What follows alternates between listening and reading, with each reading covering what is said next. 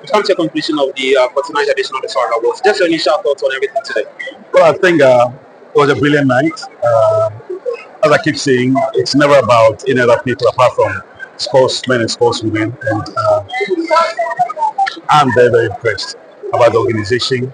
And more importantly, let me use this opportunity to thank His Excellency, the President of the land, John Dramani Mahama, who accepted our invitation and because of his very tight schedule, had to delegate his second in command, Her Excellency Nana Jane Bokwajiman, to grace the occasion. So we're very excited. It indicates their commitment to sports. At a very short notice for them to agree to come and grace the occasion. So we're very, very glad that at least we had a very successful event. And as you're aware, it was on point, very brief, not very prolonged, and we're happy for all that. What do you make of the athletes who got onto the stage to take up their respective awards? What do you think this will do for them in 2025 going forward?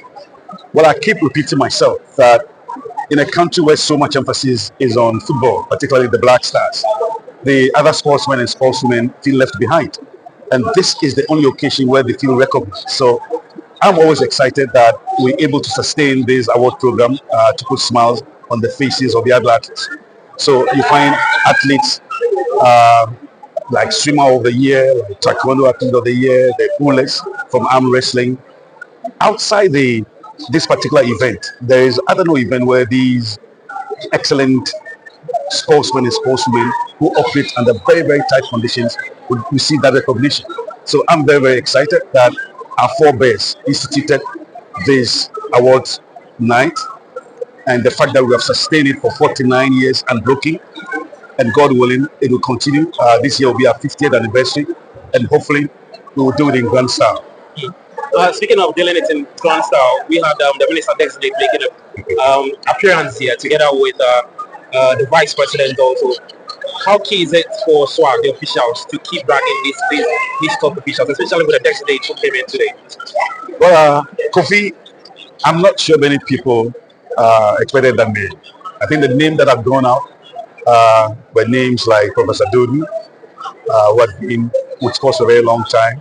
Names like the GOC president, names like Neil Lantit van der Poel. So I'm sure that when Kofi's name was mentioned, it came as a big surprise to many people.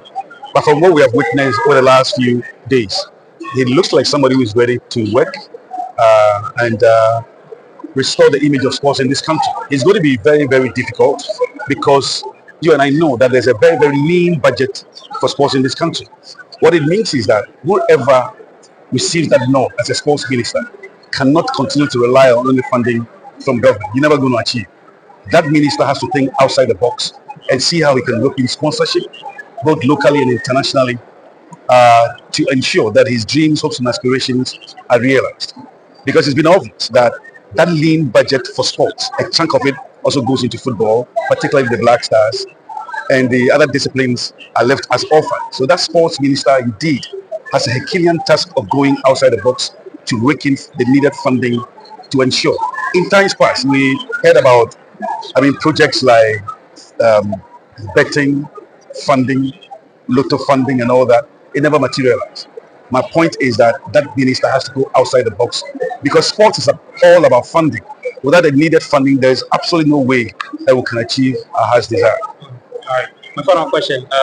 2025, like I said, the Black Stars they miss out on the AFCON and a chance. So our chances of participating at a global tournament is the upcoming World Cup qualifier. So Toronto is under so much pressure. The recent news came about the two assistants who the GFA want to dismiss. Where do you stand with this? You're a key stakeholder with developing our sport. It's been an embarrassing season for us where football is concerned.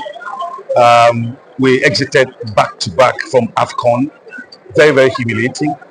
And also for the first time in over 2 decades, we will not be part of the elite of Africa football when they assemble in Morocco.